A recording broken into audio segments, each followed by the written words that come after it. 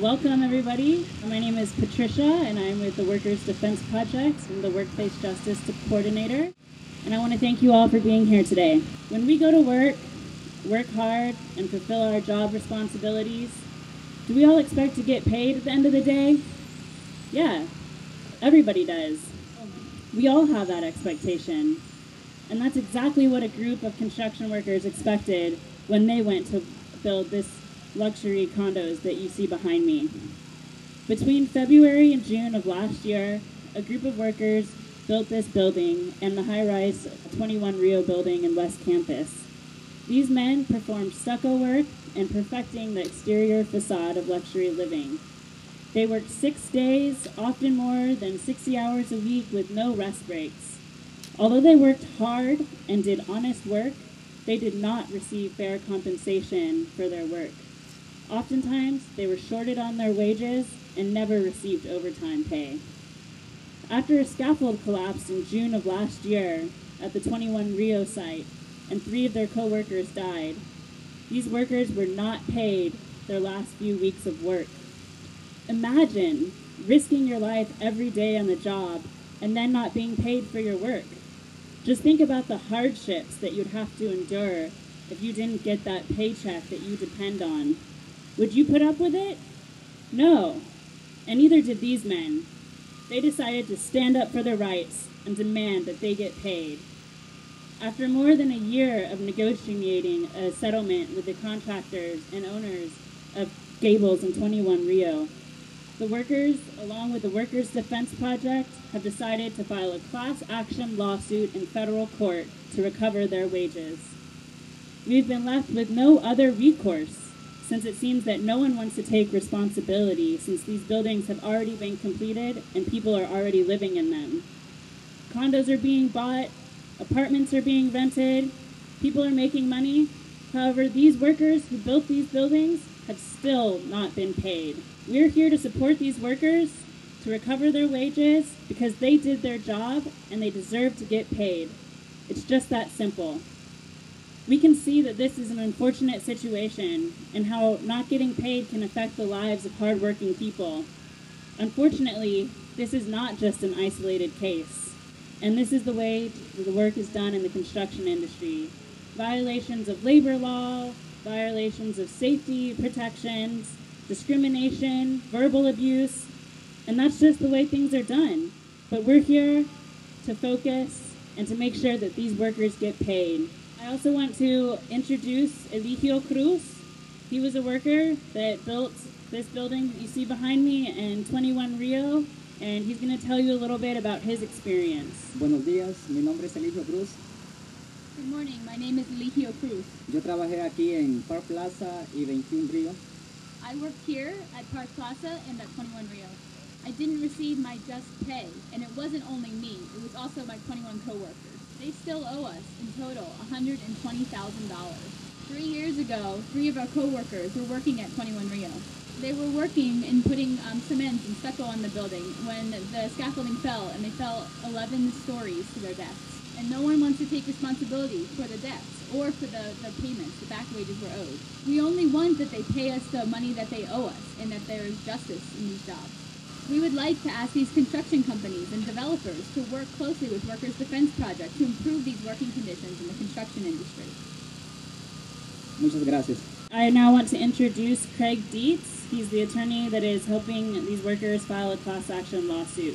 A subcontractor hired on this job, GMI, in turn hired a group called Capoera Construction to provide workers on the project. As near as we can determine, Capoera Construction was a group that really hadn't existed for even as much as a year. After the unfortunate death of workers at the 21 Rio project, Capoera Construction simply disappeared. In the time that Capoera was on the scene, they underpaid their workers' promised wages. They worked them hours well in excess of 40 without providing them with overtime compensation. And then when they disappeared, they left workers with their last 3 weeks of wages unpaid. The workers through WDP then have gone to the subcontractor GMI and to the building owners seeking compensation for the underpayment and no payment of these wages that were due. Unfortunately, we've only been able to obtain a small fraction of what is owed under some liens that we were able to file on the project for the last month of work.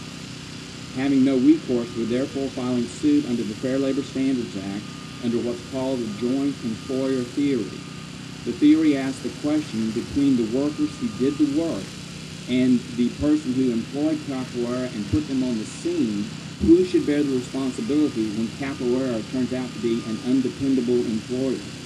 We think that the law supports the idea that between the workers and GMI, that GMI is the more responsible and should step forward and pay these wages for these employees who, after all, did the work that benefited GMI and ultimately the owners of the building.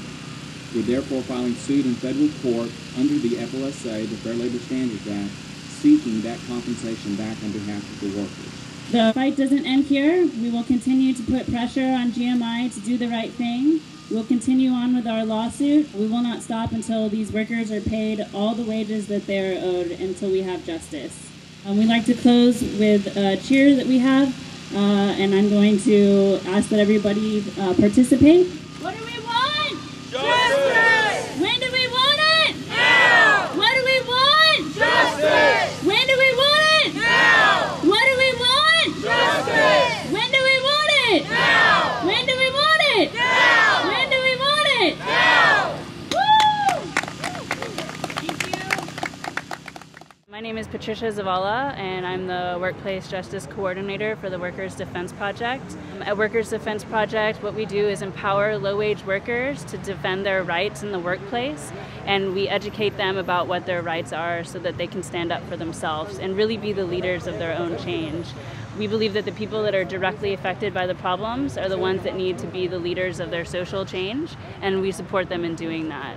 We see that this is very, very common here in Austin and throughout the whole country, and we feel that not only do we want to help these people, but we want to change the system that creates this. Right now we have a strategic campaign that focuses on the construction industry because Austin is the second fastest growing city in the country right now, and we see high-rises going up overnight, and how do they go up so fast, and how do we ensure that the workers get protected at the same time? We see numerous violations of the law, wage theft, people getting hurt on the job, having no recourse. And so really, we feel that it's the responsibility of everybody on the work site to make sure that the workers have fair working conditions.